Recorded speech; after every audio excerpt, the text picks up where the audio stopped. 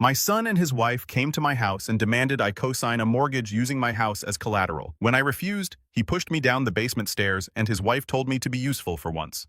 I'm 58, male, a retired HVAC technician from Ohio. Spent 32 years crawling through attics in the summer, freezing in basements during winter, and fixing units in 100-degree heat so my family could have a decent life. I've got scars on my hands from sheet metal cuts and permanent calluses that'll never go away no matter how much lotion I put on. Raised 2 kids, paid off my house, and saved for retirement the hard way. No inheritance from rich relatives, no lottery winnings, no lucky breaks, just decades of honest work with my hands and a whole lot of 5 a.m. alarm clocks. My wife Linda passed away from cancer 8 years ago. That woman was the glue holding our whole family together, and when she left us, cracks started showing in places I never expected. She had this way of keeping everyone balanced, of seeing trouble coming before it arrived and heading it off at the pass. She could read people better than anyone I ever met. Without her, all those problems she would have caught early just kept growing into bigger problems. But I'm getting ahead of myself here. Let me tell you about my son Brandon, 32, male. From the moment that kid could talk, he had an excuse for everything. Failed a spelling test in 3rd grade. The teacher wrote the words on the board too small, and the classroom was too noisy to concentrate. Got benched during Little League. The coach was playing favorites with the kids whose parents donated more to the league. Didn't get invited to some birthday party. Those kids were all jerks anyway, and he didn't want to go. Nothing was ever his fault. Not once in 32 years has that kid looked in a mirror and said, maybe I could have done something differently. Maybe I bear some responsibility for what happened. Never. My wife Linda used to say he'd grow out of it. She'd tell me boys mature slower than girls, that he just needed time and patience. She was wrong about that one. God rest her soul. Some people never grow out of anything because nobody ever makes them face consequences. My daughter Katie, 29, female, is the complete opposite of her brother. Night and day, those two. Same parents, same household, same opportunities growing up, but completely different outcomes. Katie worked 2 jobs through college while maintaining a full course load and still finding time to volunteer at a food bank on weekends. Graduated with honors and had 3 job offers before she even walked across the stage to get her diploma. Now she runs her own accounting firm with a dozen employees and clients all over the Midwest. Built it from scratch, starting in her apartment with just a laptop and a dream. She calls me every Sunday without fail, no matter how busy she is. Visits on holidays, even when it means driving 4 hours each way through bad weather. Actually remembers my birthday without a Facebook reminder telling her. And she always plans something special. She's proof that I didn't completely fail as a parent. At least one of them turned out right.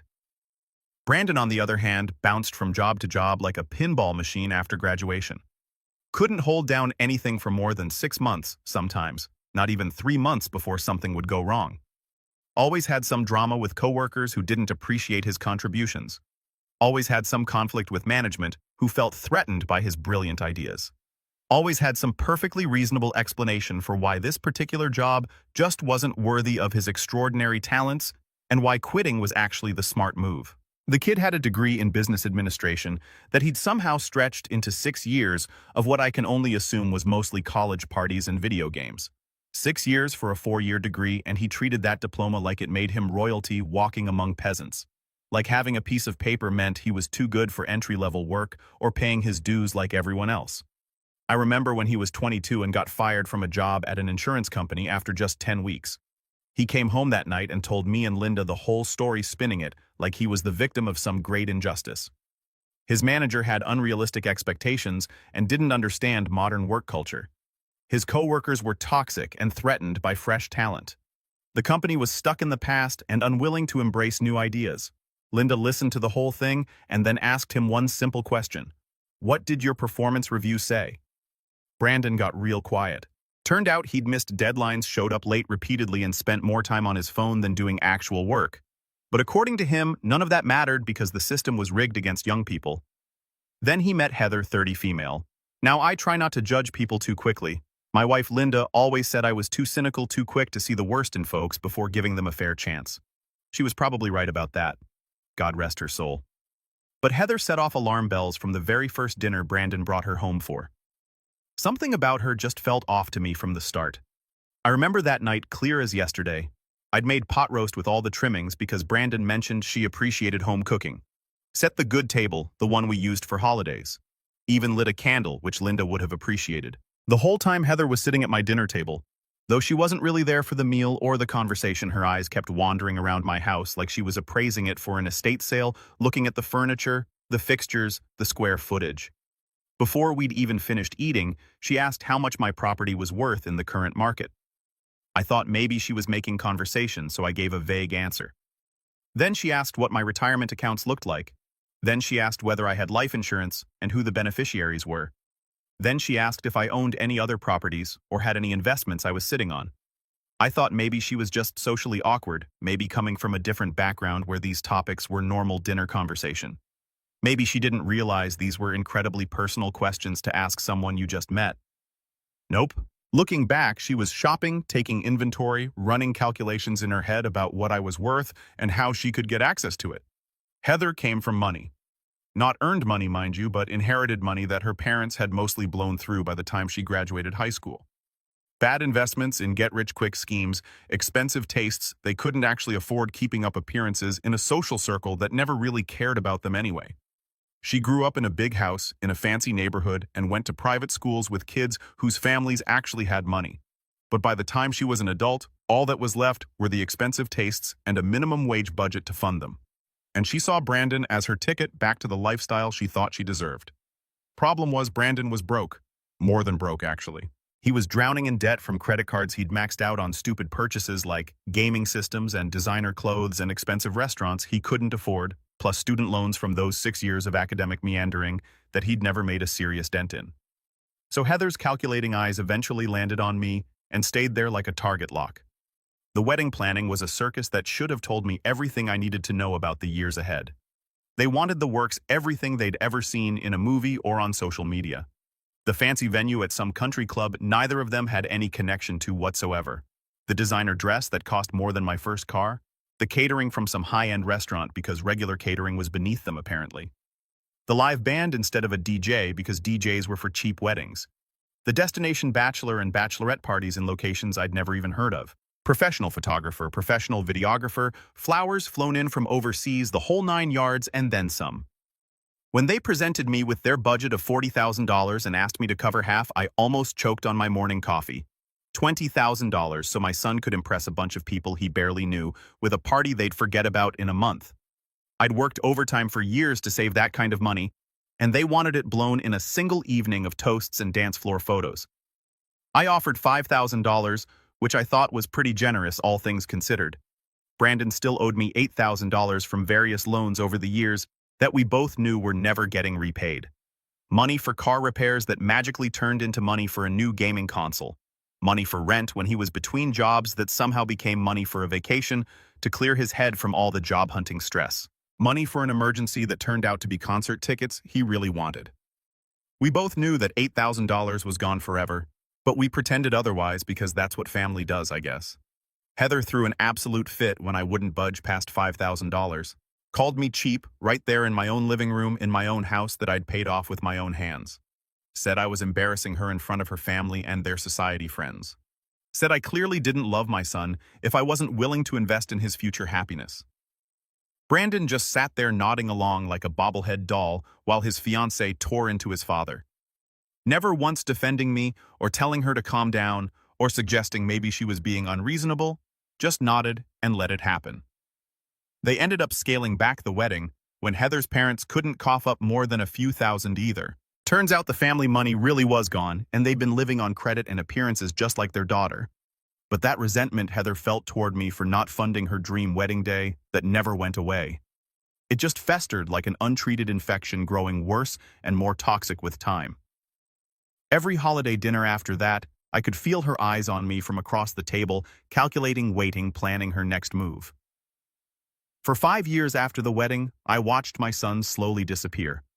The Brandon I raised, flawed as he was, at least had some spark of independence to him, some personality of his own, some opinions that were actually his, even if those opinions included constant excuse-making and responsibility dodging. The Brandon who was married to Heather became just a shell of that person, a puppet who repeated whatever she told him to say and did whatever she told him to do without question. She controlled absolutely everything in their marriage.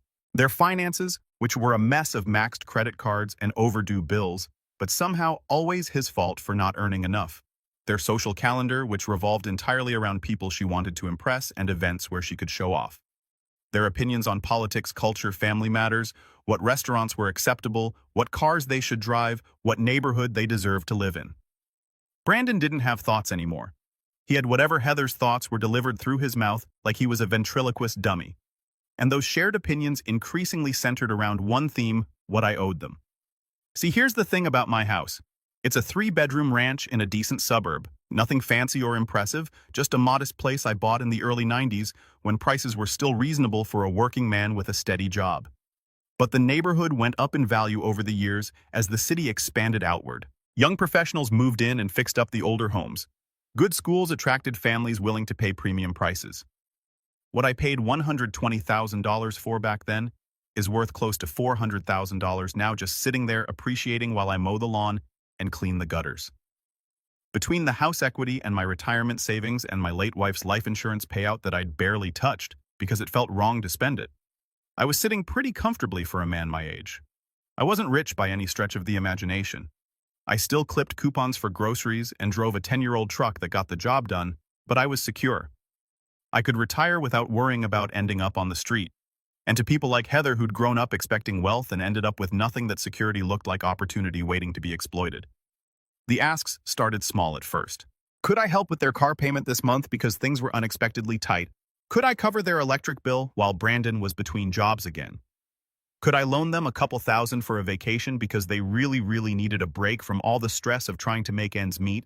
Just this once. They'd pay me back soon. Every time I said yes, I was just priming the pump for the next request, training them to expect more and more, establishing a pattern where my money was their backup plan whenever their own poor planning caught up with them. And every time I said no, I got the cold shoulder treatment for weeks or months. No phone calls, no holiday visits, passive-aggressive comments through the family grapevine about how sad it was that some people cared more about money than their own flesh and blood. My daughter Katie warned me repeatedly about what was happening. She saw the pattern way before I was willing to admit it to myself. She'd pull me aside at family gatherings after Brandon and Heather had made yet another thinly veiled request for cash disguised as small talk and tell me straight up that they were using me, that I needed to set firm boundaries and stick to them, that I was teaching them they could treat me like a personal ATM with no consequences. But he was my son, my flesh and blood, my only boy. How do you give up on your own kid? How do you look at the child you raised from birth and say, enough, I'm done trying to help you? Linda would have known what to do. She always knew how to be firm without being cruel. But Linda was gone, and I was just fumbling around in the dark, trying to keep some version of family together. Turns out giving up on your own kid becomes pretty easy when he shoves you down a flight of stairs. It was a Sunday afternoon in March when everything finally went to hell. The weather was just starting to warm up, that weird Ohio spring where it's 40 degrees one day and 70 the next. I'd been doing laundry and some light cleaning, enjoying a quiet day with nothing on the calendar and nowhere to be. Brandon and Heather showed up unannounced around 2 o'clock in the afternoon. This was their usual style by now. They never called ahead to ask if I was free or if it was a good time for a visit because they knew I might say I was busy or make an excuse. Harder to turn someone away when they're already standing on your porch with expectant looks on their faces and a car parked in your driveway. I let them in because what else was I going to do? Leave my own son standing outside on the porch? I offered them coffee and some cookies I had in the pantry, and we sat down in my living room.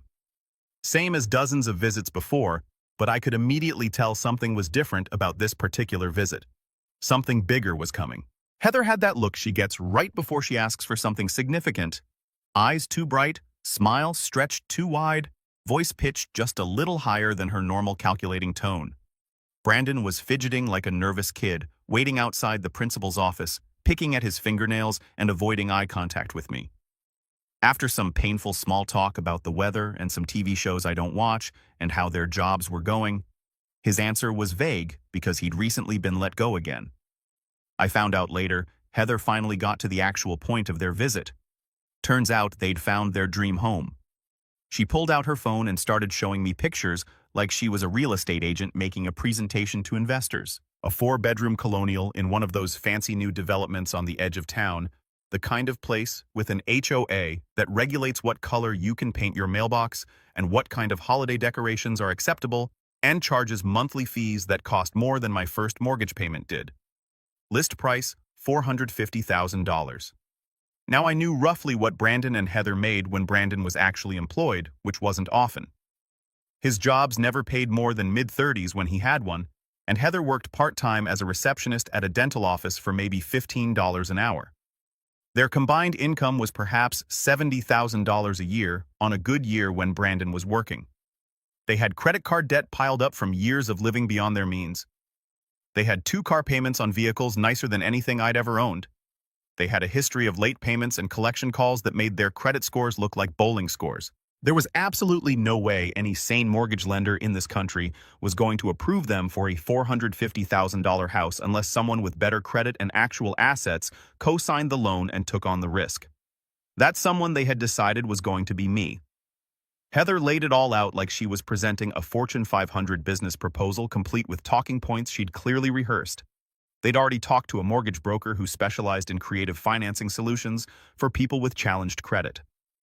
If I co-signed the loan and put up my house as additional collateral, they could get approved despite their credit history and lack of down payment. All I had to do was sign some paperwork and show up at closing. They'd handle everything else from there. Easy peasy. No big deal. They'd never miss a single payment she promised with that too wide smile that didn't reach her eyes. They'd build equity that would eventually benefit the whole family, including me. This was an investment in their future, in my future grandchildren's future. If they ever decided to have kids, I'd barely even know I was involved after the closing. Just some signatures on some documents, and everyone would finally be happy, and we could all move forward as a real family. I sat there listening to this pitch, watching Heather's animated hand gestures and Brandon's nervous nodding along, and all I could think about was the 32 years I spent crawling through crawl spaces and balancing on rooftops in bad weather to pay off my own house, the decades of careful saving and doing without luxuries so there'd be something left for retirement, the life insurance money from my wife Linda that I'd sworn to use responsibly to honor her memory by not being reckless with the financial security she'd helped build. They wanted me to put all of that at risk, everything I'd worked for my entire adult life, everything Linda and I had built together through sacrifice and discipline. They wanted me to bet it all on their ability to make payments on a house they clearly couldn't afford, knowing full well that when they defaulted, not if, but when it would be my house on the chopping block, my retirement, my security, my future gone. I said no. Not maybe. Not let me think about it and get back to you next week. Not we'll see what we can work out. Just no. A complete sentence. Final answer, no explanation needed. Heather's expression went from that fake sweetness to pure cold venom in about half a second flat.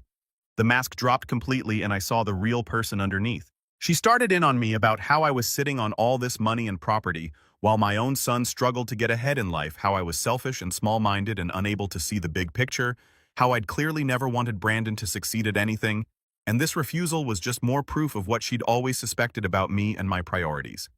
Then she played her trump card. She said my wife Linda would be ashamed of me if she could see from heaven how I was treating my only son, that Linda would never have let Brandon struggle like this, that Linda always supported her children no matter what. Using my dead wife, the woman I'd loved for 30 years and still missed every single day, to manipulate me into a bad financial decision, invoking her name like she was some weapon to be deployed in their scheme. That's when I knew there was absolutely no bottom to how low this woman would go to get what she wanted from me. I told them both to leave, told them to get out of my house immediately. I was done being their piggy bank, done being guilted into terrible decisions, done pretending this was a normal, healthy family relationship when it was clearly just a long con with better disguises and family photos. Brandon stood up from the couch, and for a brief moment I thought maybe he was going to apologize for his wife's behavior. Maybe, just maybe, some part of my actual son was still in there somewhere, buried under all those years of Heather's influence and his own weakness and excuses. Maybe he'd finally see what was happening to us and snap out of it, stand up to his wife for once in his pathetic life, choose his own father over her greed. Instead, he got right up in my face and started yelling, his finger jabbing toward my chest with each accusation, calling me pathetic and bitter and old, saying I was going to die alone in this house, clutching all my money, while nobody who actually cared about me was left to mourn that I was a failure as a father who'd never given him the support he needed to succeed at anything, that I'd always favored Katie over him and never given him a fair chance.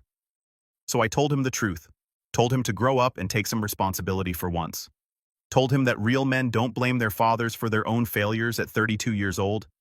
Told him that if he wanted a nice house in a fancy neighborhood, maybe he should try holding down a job for more than 6 months instead of expecting everyone else to fund his lifestyle. That's when he shoved me. I was standing at the top of my basement stairs. The door was open because I'd been doing laundry earlier that morning and hadn't gotten around to closing it yet. One hard shove to my chest with both his hands, and I went backwards into empty air where floor should have been. 14 steps. I counted them later when I was lying in the hospital giving my statement to the police detective. 14 wooden steps between the main floor and the concrete basement floor. I don't remember hitting every single one on the way down, but I remember enough. The jarring impact of my shoulder against the wall, the crack of my wrist as I tried to catch myself on the railing, the final thud when I hit the bottom and everything went white with pain. I remember lying there on that cold concrete floor, struggling to breathe, looking up at the rectangle of light at the top of the stairs. I remember seeing Brandon standing there, frozen, his face white as a sheet, like he couldn't believe what he'd just done with his own hands. And then I remember Heather appearing next to him, looking down at me crumpled at the bottom of those stairs. I watched her expression shift from surprise to calculation to something that might have been satisfaction. She said with that smirk on her face that I'll remember until the day I die, be useful for once, old man. Just sign the papers and we can pretend this never happened. Be useful for once. I told them to get out or I was calling the police. Brandon started panicking, then suddenly remembering I was his father and he might have just committed a serious felony. He tried to come down the stairs to help me, playing the concerned son act, but Heather grabbed his arm and pulled him back. She said something about how I was probably fine, probably exaggerating for sympathy like always. Then they left. I heard the front door close and their car start and pull away, and I was alone at the bottom of my stairs with my phone sitting in the kitchen where I'd left it. I lay there on that basement floor for probably 20 minutes before I could get myself to move. I crawled up those stairs on my hands and one good knee because I couldn't put any weight on my right leg. By the time I reached the top, I was drenched in sweat and shaking. I got to my phone and called Katie first, then 911. The ambulance came. The paramedics were gentle and professional as they loaded me onto a stretcher. Then the police came and they asked questions, lots of questions. A fractured hip requiring surgery to insert pins and plates, a broken wrist requiring its own set of pins, bruised ribs that made every single breath feel like getting stabbed. At 58 years old, those aren't injuries you just bounce back from with ice and ibuprofen and a week on the couch. I spent 4 days in the hospital before and after the hip surgery, then another 3 weeks in a rehabilitation facility learning to walk properly again. Lots of time lying in bed staring at ceilings, lots of time thinking about what had happened and how I'd ended up here, about my son, and the years of excuses I'd made for his behavior, about how I'd let Heather worm her way into our family and poison everything she touched. Katie visited me every single day. She'd bring me coffee and crossword puzzles and updates on what was happening with the investigation. She never once said "I told you so," even though she'd been warning me about Brandon and Heather for years. That's the difference between my two kids right there. One visits you in the hospital every day, the other one put you there. When the detective came to take my formal statement at the rehabilitation facility, I told her everything. Not just the shove itself, but the years of financial manipulation leading up to it, the constant demands for money, the guilt trips when I refused, the way they'd isolated me from the rest of the family when I didn't cooperate. I told her about Heather's comment while I was lying at the bottom of those stairs in pain. I told her I wanted to press charges, all of them, whatever she could make stick. She nodded and took careful notes on everything. Then she explained something I hadn't fully understood before. What Brandon did wasn't just simple assault. Given my age and the severity of my injuries, it qualified as felonious assault in the state of Ohio, a second-degree felony with serious prison time attached. And Heather, standing there encouraging the situation and making demands while I was clearly injured without calling for help, could potentially be charged as an accomplice and for obstruction. I gave the detective everything she needed to build a case: permission to access my complete medical records, names of neighbors who might have security cameras, my cell phone records showing when they arrived, and left everything I could think of that might help. Here's where it gets really interesting. My neighbor Frank had installed one of those Ring doorbell cameras last year after some packages went missing from porches in our neighborhood. His camera had a wide enough angle that it captured a clear view of my front porch and most of my driveway. It caught Brandon and Heather arriving that Sunday afternoon, walking up to my door like everything was normal. More importantly, it caught them leaving roughly 3 minutes after they would have pushed me down those stairs. The timestamp proved they hadn't stuck around to help me, or call for an ambulance, or do anything a normal person would do after witnessing an accident. And Heather, she was laughing about something as she got in their car smiling and laughing while I was lying on a concrete floor with broken bones. The detective also obtained their cell phone records through a warrant. In the days immediately following the incident, Brandon and Heather had exchanged dozens of text messages trying to coordinate their story and get their lies straight. Texts about how they should say I tripped and fell on my own because I was clumsy. Texts about how they should claim I was confused or disoriented and didn't really remember what happened.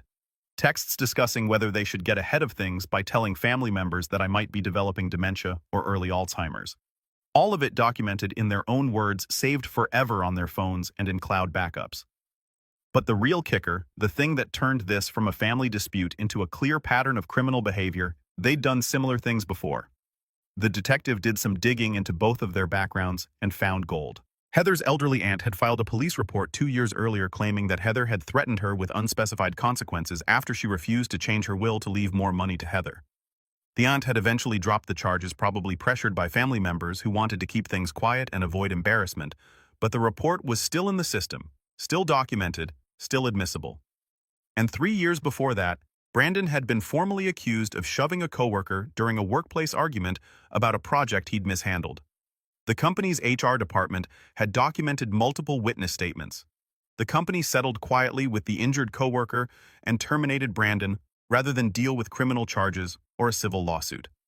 Another incident, another pattern, another time, my son put his hands on someone and got away with it because people covered for him.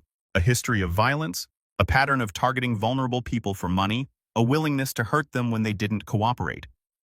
Brandon was arrested at his apartment 2 weeks after the incident, while I was still in the rehabilitation facility doing my daily exercises. Katie sent me his mugshot that evening.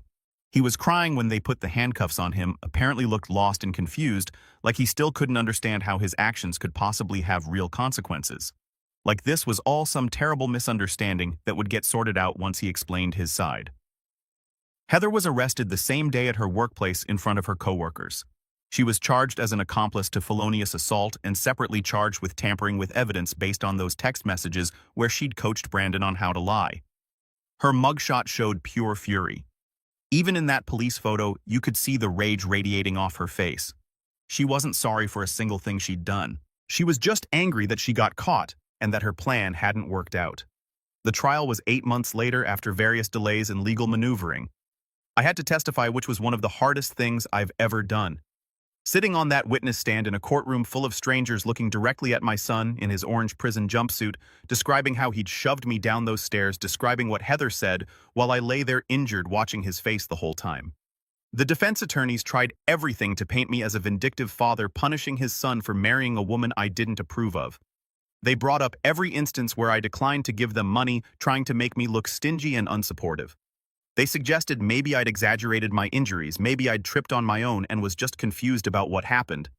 But the evidence was overwhelming and the defense couldn't explain any of it away. The medical records with detailed surgical reports, the security footage with clear timestamps showing them leaving without helping the text messages in their own words, planning how to lie about what happened.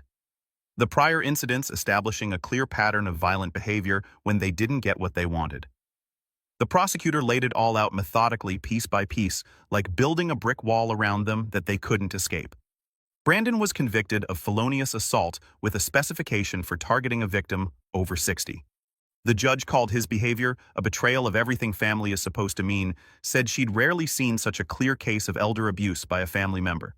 Heather was convicted of complicity to felonious assault and separate counts for tampering with evidence and obstruction of justice. The judge had even harsher words for her, said she'd not only encouraged the violence, but actively worked to cover it up and showed zero remorse throughout the entire proceedings. Brandon got 4 years in state prison. Heather got 3 years in a women's facility. The day they were sentenced, I sat in that courtroom watching them get led away in handcuffs. Brandon was crying. Heather was stone-faced and furious. My daughter Katie squeezed my hand. That was 7 months ago. Update. All right, Reddit. You asked for an update, so here's what's been happening since the sentencing. I'm doing better now, much better than those first few months. The hip healed up pretty well considering my age and the extent of the damage. The doctor said I was lucky the fracture didn't need a full replacement. I still use a cane sometimes when the weather turns cold or damp, But most days I can get around fine on my own. Katie moved back to town temporarily to help me during the worst of the recovery, and honestly, having her around has been the best thing to come out of this whole nightmare. We've gotten closer than we've been since she was a kid. 3 weeks ago, Brandon asked me to visit him at the prison. He'd been writing letters for months, the usual stuff about accountability classes and personal growth and being a changed man. I decided to go, not to forgive him, not to hear his apologies. I went to tell him what I'd done while he was locked up. The prison visiting room was exactly what you'd expect from the movies: plastic chairs bolted to the floor, vending machines with overpriced junk food guards posted at every door watching everyone like hawks. Brandon came out in his orange jumpsuit, looking 10 years older than the last time I'd seen him at sentencing. Prison will do that to you. He sat down across from me and immediately launched into his rehearsed apology speech about how the accountability classes had opened his eyes and he finally understood what he'd done wrong, and he was a completely changed man now. I let him finish his whole prepared statement, didn't interrupt, didn't react, just sat there and let him get it all out. Then I started talking. I told him I'd sold my house, got $410,000 for it, all cash, quick closing. The buyers were a nice young couple expecting their first baby who fell in love with the neighborhood. I moved into a nice 2-bedroom condo closer to Katie, and the grandkids lower maintenance, better security, no basement stairs to worry about. I told him I'd updated my will with my lawyer. Katie gets everything, every penny, every asset, every possession. Brandon's name isn't anywhere in that document. He gets nothing, not a single cent when I'm gone. I told him I'd also filed a civil lawsuit against him and Heather while they were incarcerated and couldn't do anything about it. Their assets were frozen pending the outcome. Their car got repossessed because nobody was making the payments. Their apartment lease got terminated for non-payment, and their stuff got put in storage where it's been racking up fees they can't pay. I told him that Heather's parents, who'd been grudgingly making payments on her car out of embarrassment, stopped doing that the moment they saw the lawsuit filing. They didn't want any part of it, and they definitely didn't want to get dragged into court. I told him that when he gets out in 3.5 years, he'll have absolutely nothing waiting for him. No wife since Heather filed for divorce last month and listed him as the cause of all her problems. No savings because there never were any. No credit because it was already trashed. No family support because he burned every bridge. And I told him that Katie already got the paperwork filed with the court to ensure he can never come within 500 feet of her kids. My grandkids will grow up never knowing their uncle, and that's exactly how it should be. Brandon just sat there staring at me while I laid it all out. The color drained completely from his face. I don't think he'd realized until that exact moment how thoroughly and completely he'd destroyed his own life. He'd been so focused on what prison was doing to him, feeling sorry for himself, counting down the days, that he hadn't stopped to think about what would be waiting for him on the outside. He started crying, asked me why I was doing this to him, said he was sorry that he'd genuinely changed, that we could rebuild our relationship if I just gave him one more chance. I stood up from that plastic chair and told him something my wife Linda used to say to the kids when they were young and thought they could get away with anything. Actions have consequences. You don't get to shove your father down a flight of stairs and then cry about the fallout when it arrives. Then I walked out of that visiting room and I haven't been back since.